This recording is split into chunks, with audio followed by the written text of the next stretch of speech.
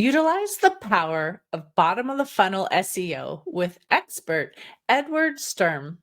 Discover the mysterious allure of SEO. Learn how to achieve high click rates and tap into a lucrative marketing channel while navigating the changing landscape of online advertising.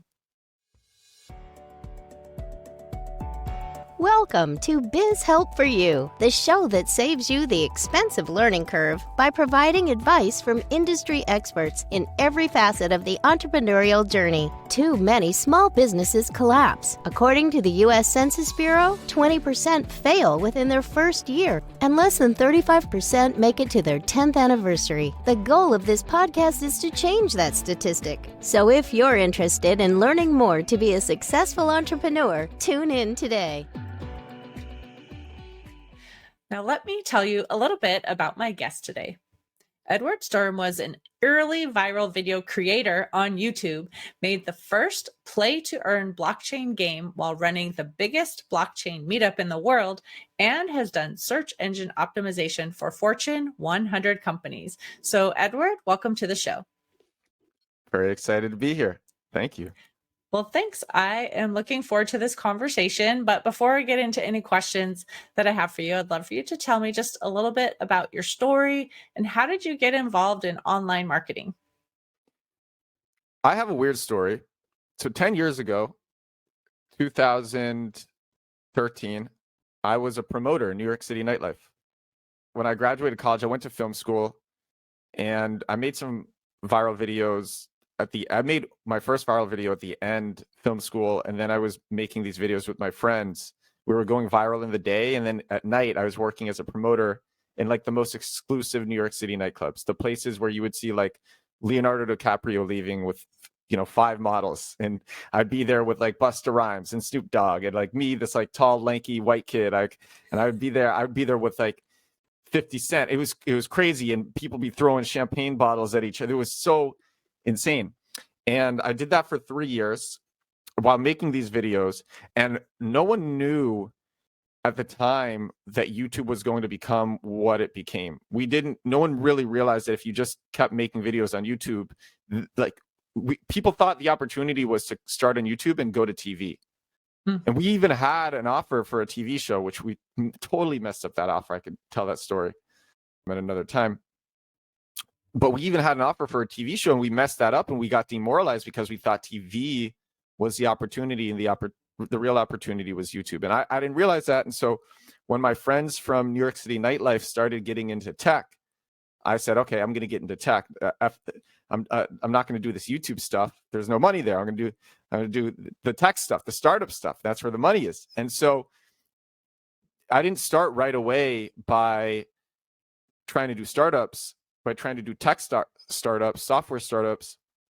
I wanted to learn search engine optimization because it, at the time, and it still does, it had this shroud around it, this like shroud of magic and mysteriousness around it. Man, this is great. I have my own daily podcast, which I told you before we started recording, and it's so nice. It's so easy to talk with somebody else. Because I do it myself on my show. It's like this is so much fun. So SEO, search engine optimization, had this shroud of mysteriousness around it, and I said I want to learn that. And then so that was how I got into online marketing.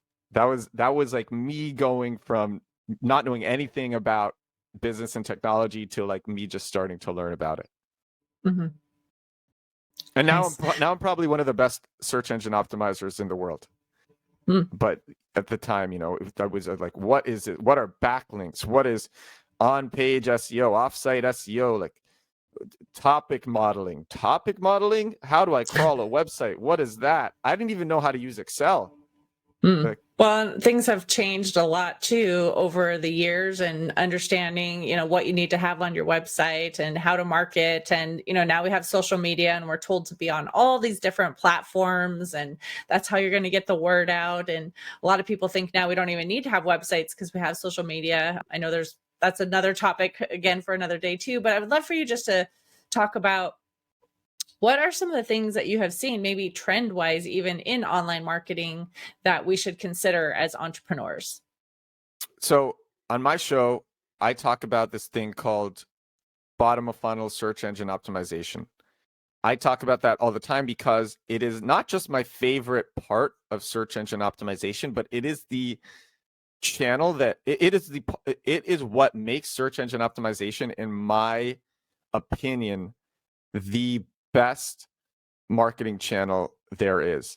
TikTok is great. You know, I said before we started the show, I have 66,000 followers on TikTok talking about growth hacking and technology, and I'm growing really fast on TikTok, and that's amazing. That drives so many signups to my newsletter, to have a growth hacking newsletter as well, which goes out every week, and that drives so many signups to that every day. I get signups to that every day from TikTok, and that's amazing. Like, that's incredible.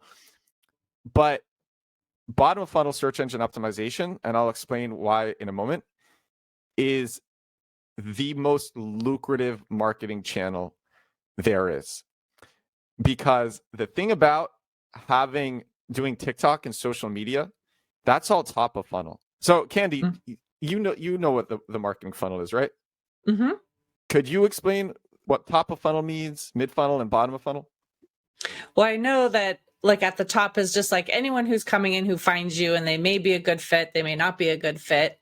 And as they work their way down, they are kind of eliminating themselves from the funnel, and you're hoping to get those who are your ideal candidates through with different things you have in the funnel. Like you might have like a no cost offer at the top just to get attention, right? And then maybe you have like a $47 webinar to attend or something that might be in the middle.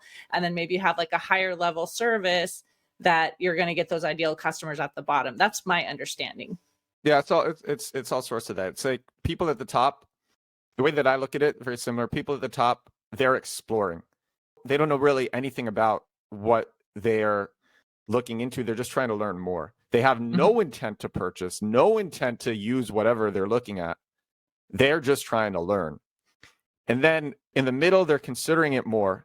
And then at the bottom, they're ready to use something. They're ready to buy. They've learned about it. They're ready to buy. They're ready to use something. The thing with bottom of funnel search engine optimization is the way that this works is people know what they want to buy or what they want to use. Cash is in hand. They are ready to use something, or they're ready to buy something. They know what they want, but they don't know the brand that will give it to them. And so oftentimes what they'll do is they will search into Google some sort of use case. Like if you're a teacher, this is a popular one for one of our startups. Students record themselves reading. Teachers all around, they want to have their students record themselves reading. They don't know software to use, so they'll search that on Google. And we show up number one for that. And because their search, first of all, it's amazing because if you're searching that, like you are already ready to convert, you know what you want, you're ready to convert. But also because it's organic and not paid, which means it's not paid media, it's not an ad, it's what Google tells you to use. First of all, organic has a much higher conversion rate than paid. And because people know what they want, they are ready to convert right there as well. So you take those two things that make these people super likely to convert. One, they know what they want. And two, Google is telling them this is a good fit for you. And the conversion rate on that is like 75% or higher, which is absurd. 75% or higher. And the thing about search engine optimization is all of your marketing efforts channel into it. That's something that a lot of people don't realize as well, which is what makes it the most beautiful marketing channel. As people talk about you, that tells Google who you are, and that increases your website's trust. And so you get these links to your site, which tells Google you're authoritative. When someone mentions your site with a link, that increases how powerful your website is and allows you to show up on Google for more things, more competitive things, more lucrative things. And so when people talk about you, and so you're growing on all these other channels, then you can grow on Google as well, and you can target these bottom of funnel keywords where people know what they want, but they don't know the brand that's going to give it to them. They can target those, and then just make a ton of money because the conversion rates are so high. Also, these pages don't take that much work to rank for. It's not traditional SEO where you need to write 2,000, 3,000 words per page. You only need to write 400 words per page on average, and you can use the same template for all of these pages. So you don't need to use different designs for the pages. The designs stay the same. The copy is very little, and it's absurd. It really is absurd. It's the most beautiful. And the cherry on top is this will not get disrupted by generative AI search. If you are doing SEO for top of funnel, so like you're answering people's queries when they are exploring something, people are just using Bard for that now. So I guess an example would be like, why do I sneeze in the sunlight? You know, sometimes you walk into the sunlight and you sneeze. That's the type of thing that is top of funnel. You're getting an answer. You're trying to learn. You're not trying to buy or purchase anything. You're trying to learn. Maybe as you explore that, then you start looking for like ways to sneeze less, and then you get into something else, which leads you to something else, and then you're ready to buy. But this is just top of funnel. Why do I sneeze in the sunlight? It used to be you Googled that. And now a lot of people are just asking Bard or asking ChatGPT that question. The thing about bottom of funnel search engine optimization is if you are asking ChatGPT, what is a good tool to have my students record themselves reading? ChatGPT doesn't do that. That's not what it does. And it will give you that tool, and it will be our tool because we show up number one on Google for that. So this isn't disrupted by AI. It's insane. It's in people and no one knows about it. The biggest startups in the world and the biggest companies, and I've done SEO at the biggest companies in the world. I've done SEO for Microsoft, Time Inc., Procter & Gamble.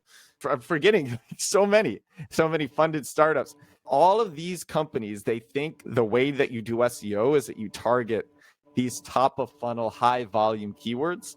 No, is you target the ones at the bottom of the funnel. They require less resources to target, and they convert a lot better. And it's just, oh my God. So it is the best. It is the best. It is what every marketing channel plays into it. So that's my favorite. So if someone's listening to this and they're saying, okay, I understand what you're saying now, and I've been doing this wrong. I've been aiming at the top and trying to just get attention, but I want to focus on that bottom. Like, what tips would you give them to do that successfully? So one of my favorite tools for this is Moz's on-page grader, which tells you the company is Moz, M-O-Z. That's my favorite company for SEO tools. They have a suite of tools. And they have this one tool called the on-page grader. And you figure out what keyword you want to rank for. And then you try to make a page to rank for that keyword. And then you give the tool that page and the keyword. And Moz will tell you how to optimize that page for that keyword. It will give you the exact things to do, to rank for that keyword. A keyword is just whatever somebody searches in Google. If you search, why do we sneeze when we go into the sunlight? That is a keyword. If you search blue Nikes, that is a keyword as well. If you search buy blue Nikes, that is a keyword as well. If you search buy blue Nikes in Lower Manhattan, that's also a keyword. So whatever somebody searches into Google, that's a keyword. And so this tool, the Moz on-page grader, will tell people how to optimize a specific page for the keyword of your choice. Now, finding the keywords, that can be a challenge for a lot of people. And the way that I like to do this is I will use Moz and I will put in competitor websites, so people who offer similar products, and I will see what they are ranking for. And then I will see ones that look directly relevant to me in terms of like what I offer, what my brand offers. And so you see a keyword that a competitor is ranking for that is related to you. Oh, we offer that as well. We can do that too. And then what you do is you take it. Moz has a tool called like the SERP analysis tool. SERP, it's an acronym, 4-letter acronym. It stands for Search Engine Results Page. And you put in this keyword into that tool. So you put in like whatever the person is searching into the SERP analysis tool. And then Moz will show you that search engine's results page for whatever that thing people are searching for is. So if it was blue Nikes, you can put in blue Nikes and you can see the first 10 results on Google within Moz for blue Nikes. But the amazing thing that Moz does is to the right of each result, Moz tells you how well optimized for that keyword using their own on-page grader algorithm each page is. And so then what you do is you look for pages, you look for keywords that are where the results are not optimized for that keyword. You look for keywords where the results that you get in Google are not optimized for that keyword. And literally, like, the SERP analysis tool shows that.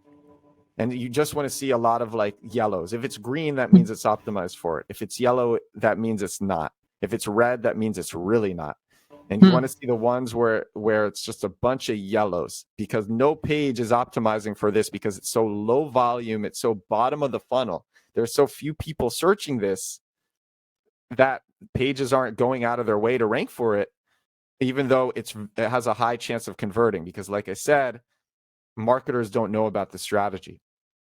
I was going to say, while you're talking, I'm thinking about how you're saying things need to get optimized, and I understand that concept, but I don't necessarily know how to do that, right? And I think other people may be listening to that too. So if you go to the software and it gives you those yellows and you need to improve it, like, what do you do to improve it?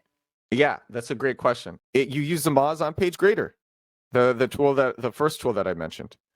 I have no affiliation to Moz. That Moz is actually what taught me SEO. Like, before I went to work at a company, before I had mentors, I started by reading. They have a beginner's guide to SEO, which I have like 3 marketing books that I recommend to everybody. The first one is Trust Me, I'm Lying by Ryan Holiday.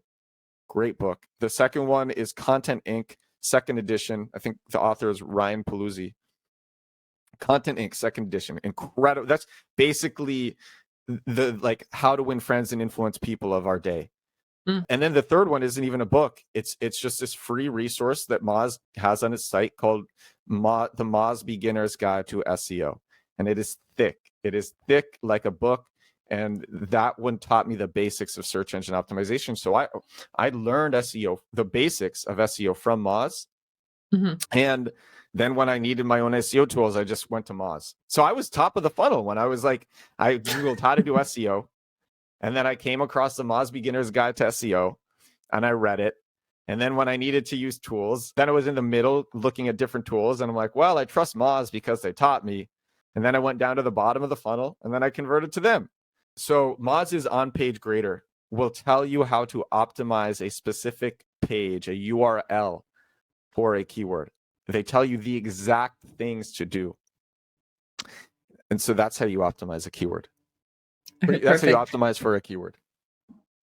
So as entrepreneurs, though, we often have like 20 hats that we have to wear, right? Marketing's one of them. You know, we've got our management of the company or sales or, you know, finance, all those things. So is it something that they really should be investing their own time in fixing on their own? Or do you recommend that they partner with someone who can do it for them? I think if you have a background, if you have any sort of background in SEO, then you can do it yourself.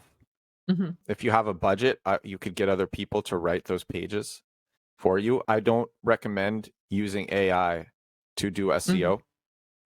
I really don't recommend that. I think the internet will become plagued with AI written content, and it will like be a negative ranking signal in the future. And and if not that, I think just human written content, which algorithms can detect very easily, it will just be such a like 100% human written content in the future. Like a year from now will just be such a plus. So I would just have humans write it. It'll be like a really strong ranking signal. So I would have humans write that. Do I recommend doing it yourself? I mean, you're right. There's a lot of hats. Maybe you're killing it on TikTok. Maybe you're killing it on IG. Continue to kill it on those ones. I think if you have a budget to spare for marketing, every company should get into this. If you have a budget to spare, to me, I've done a lot of different marketing channels. I'm going viral on TikTok right now, talking about this Twitter X ads glitch that I discovered, where I get millions of impressions and thousands of link clicks for literally $1 a day ad spend on Twitter X. It's absurd. I've made a bunch of videos on that on TikTok about that, and yeah, it's absurd. I show people how to do that. Well, do you want to expand on that a little bit to give the tip to the listener? There's a bunch of different settings. You got to watch the TikToks. You gotta look at the TikToks. That's fine. We could have a link and they can follow you or go watch your information over. I'm just build in public on TikTok. So like I show up number 1 if you search build in public, which actually that's another story. Because the reason I even started on TikTok in the first place was I was trying to do the build in public trend on Twitter. Do you know that trend? That's when you're doing a startup and you share everything that you're doing for your startup and you share it on Twitter, both like to motivate other people, other entrepreneurs, but also to get customers. And the thing about Twitter is the more you do it, the faster you grow. It's quite exponential, whereas TikTok is more of a meritocracy. And I just found it was too hard to break into build in public, which is a very famous trend. It was too hard to break into it on Twitter. It just required too much effort. I had to spend like 2 to 3 hours dedicated work a day just on Twitter to grow there. And then I got onto TikTok because of lots of different people across many different domains told me I should be on TikTok. And it was much faster to get traction for my startups on TikTok. So much faster. And so I wanted to spite the build in public people on Twitter who had been ignoring me because I was just starting. And so I called my channel Build in Public on TikTok. And I thought it would be so cool if I showed up number 1 on TikTok for Build in Public, because I wanted to spite the build in public people on Twitter, and who literally ignored my tweets. And because they're busy, I mean, whatever. But I was, at the time, I was so frustrated. And so now when you search Build in Public on TikTok, I show up number 1. And those same people who ignored me on Twitter, now they're trying to grow on TikTok, and they're following me on TikTok. And I'm giving them advice. It's so funny. There's this tool. It's called reusevideo.com. Whenever I use this. I started using it right when I started this TikTok, because I was putting this work into making a video every day. And I'm like, if I'm going to make a video every day, short form mobile video is used everywhere. It should come out everywhere. I should be on all channels. And so what reusevideo.com does is it pulls from your TikTok, and whenever you upload a video to TikTok, it simultaneously puts it without the TikTok watermark. So it downloads it without the TikTok watermark, and then simultaneously puts it on Instagram Reels, Facebook Reels, YouTube Shorts, Pinterest, LinkedIn, and Twitter. And so I grow on every platform because of this. It's a no-brainer. So for me, the 2 best channels, marketing channels in the world, if you want to grow fast and you're willing to put in the work to make content every day, the 2 best channels is TikTok, using reusevideo.com, so you appear everywhere else. You're not supposed to, but this tool lets you do that. And then bottom of funnel search engine optimization. So you show up for these keywords where people are searching your use cases and they're ready to buy. Those are the 2 best, those are the 2 best channels. Well, and what I was going to ask while you were talking, I was thinking about it is, we've all heard TikTok is like the rising star. That's become, the place to be too. But I know there's a lot of concern from people too about privacy, or you've heard like China's trying to steal your information, or, there's just a lot of information and you don't know what's true, what's not true. But what would you say about, privacy issues, and should someone be concerned even though you're saying it's a great, place to be, like, should they still Yeah, consider that? it doesn't cross my mind at all. Like every company knows everything about me. Mhm. Like there's been leaks. You've given like over your lifetime, you've given your information out to so many companies that have been hacked Right. already. It's whatever. TikTok is the best place to grow a brand fast. Mm. It's not necessarily the best place to get conversions, but it is the best place to get awareness and turn those and put those people down the funnel. Mhm. So and to do that it's to such a tremendous degree. Like I literally one time, this was when I was living in Warsaw. I've spent the last 4 years living all over Europe. I've lived in many different places. I lived in Kiev, Ukraine for 2 years. I had an apartment that I got there a month and a half before the war started, and I flew out 10 days before the war began, and the airport that I flew out of was hit by a missile Mm. literally like 10 days after I left. And so I was living in Warsaw a couple of months ago, and I just made this silly TikTok in a cafe about how this guy working on his laptop looked like Gary Vaynerchuk. I recorded it in 15 seconds. I didn't even put on music. I didn't even put on subtitles. And then the video got 2.3 million views. I use a lot of different marketing tools. One of the tools that I use has an affiliate program, and it's an easy to use affiliate program. Like, just give us your PayPal. Then I will like make affiliate videos for that company, because it's so easy, because I'm already making videos about all the different growth hacks and tools that I use.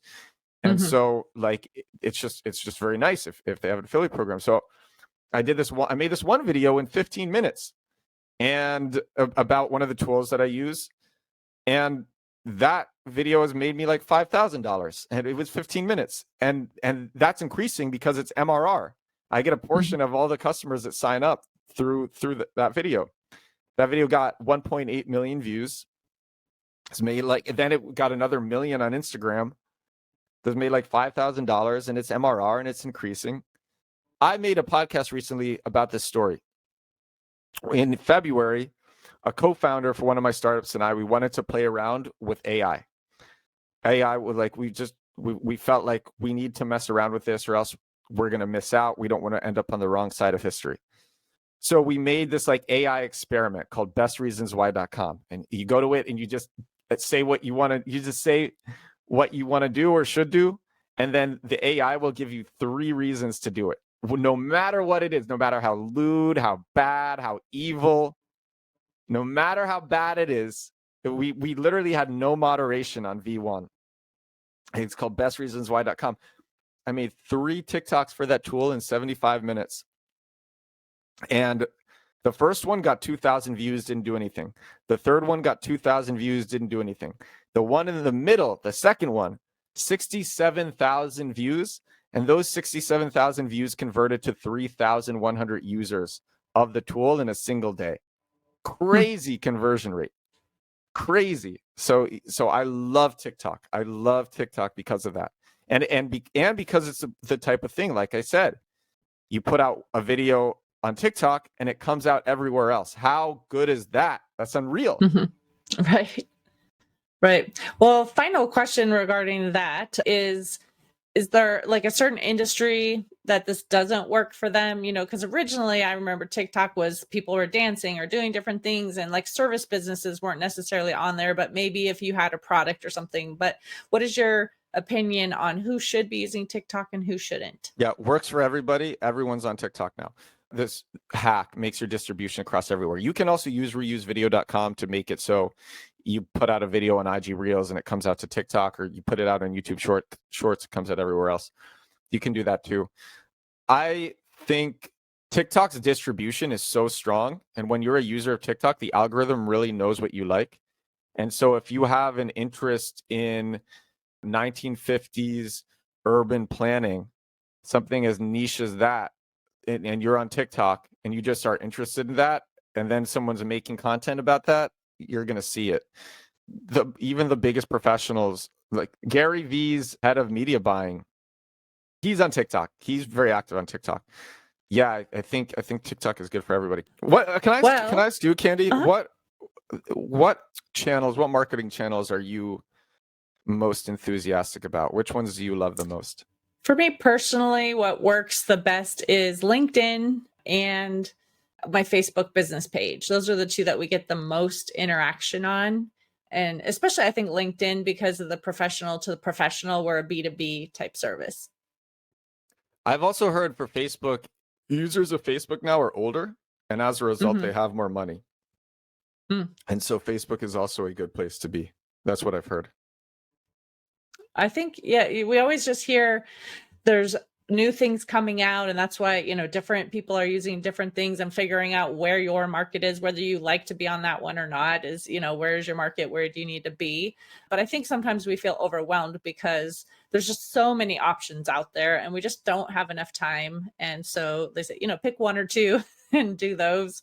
That's great So I think advice. that's mhm. That's great advice. Do you have any? I'm always interested in learning about different hacks and strategies that I didn't know about. And I'm on LinkedIn, but I don't have any outreach campaigns going on LinkedIn. I don't have any ads going on LinkedIn, nor do I have ads going on Facebook. I have a Mhm. Facebook page because all my videos come out from TikTok to that Facebook page, and that's made it grow.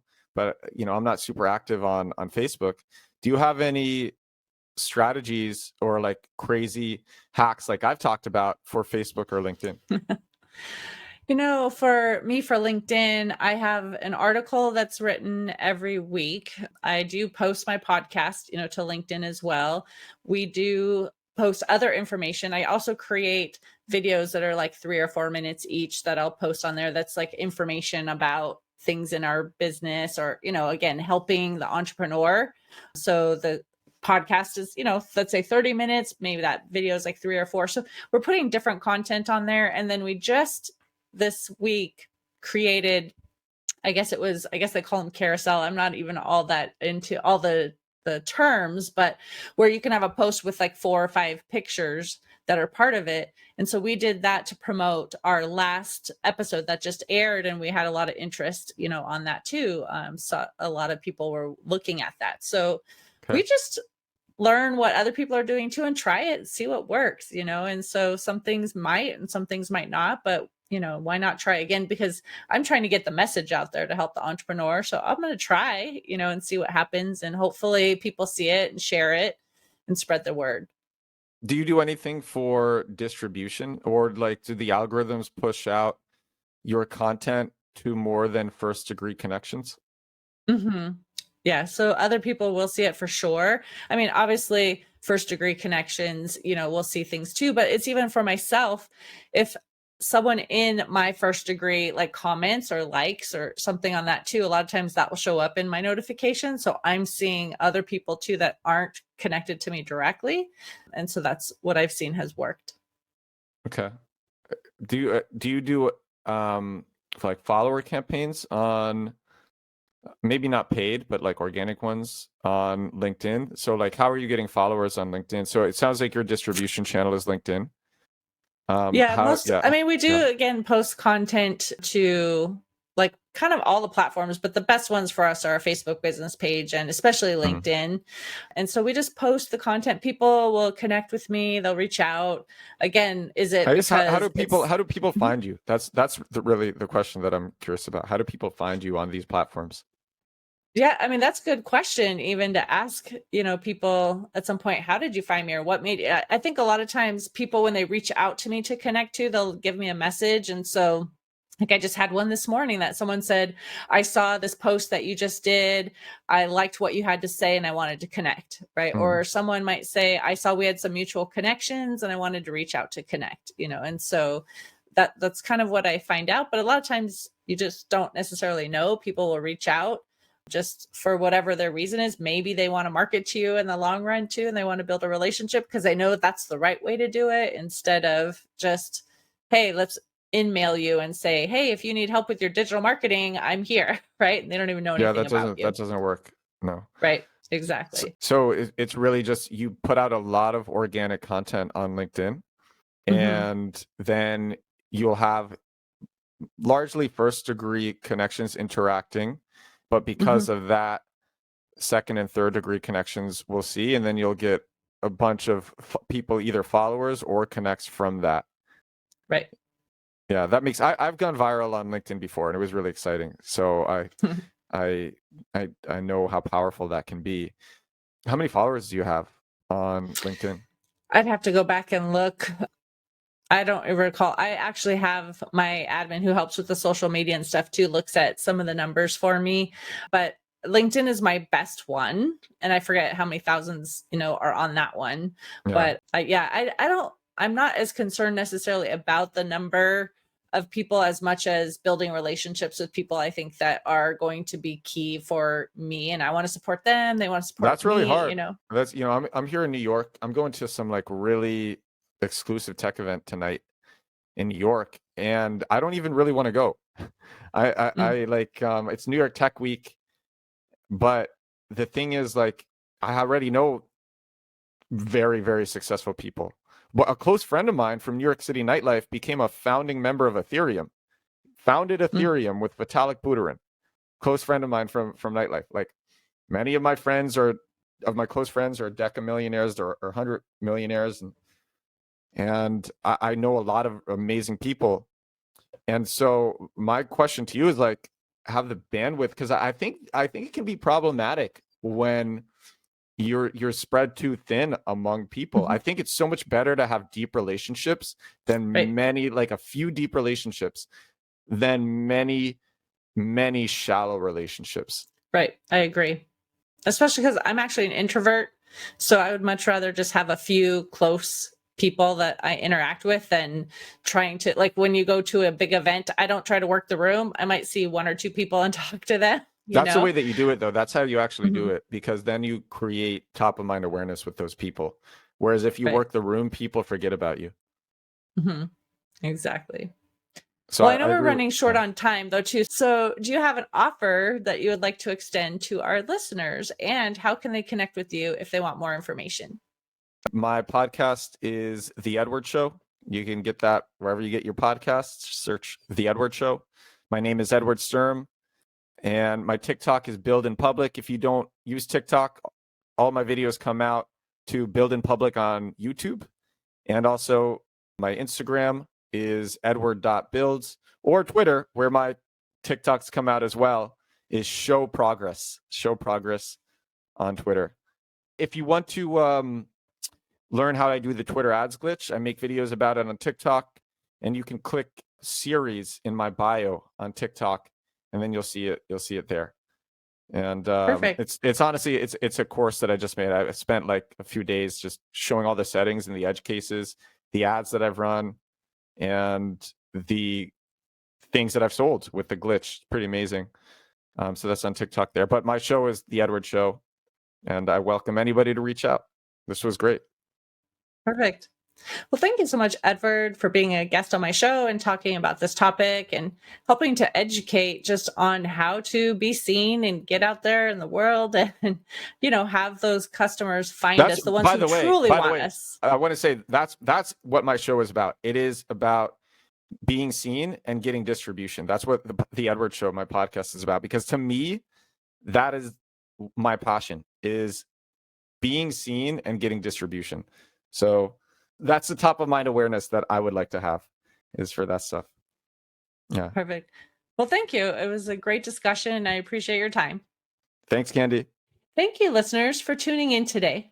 I hope you found this topic interesting and enjoyed the informative discussion. Would you please share my show with those you know and leave a review on your favorite podcast platform? I'd really appreciate your support. If you have any additional questions or comments, be sure to reach out to my guest at any of the links that they shared, or you could send me a message at media@abandp.com. I hope you can join me for my next interview. And remember, you can connect with me on Twitter, Facebook, and LinkedIn. And my website is abandp.com. This episode is sponsored by Affordable Bookkeeping and Payroll Services. If you are overwhelmed trying to handle the financial aspects of your business, AB&P is here to help. Contact us today to discuss your needs at 310-534-5577 or contact@abandp.com. My team and I are eager to assist you. Until next time, have a great day. Thank you for listening to Biz Help for You. Please join your host, Candy Messer, again next time. Have a terrific day.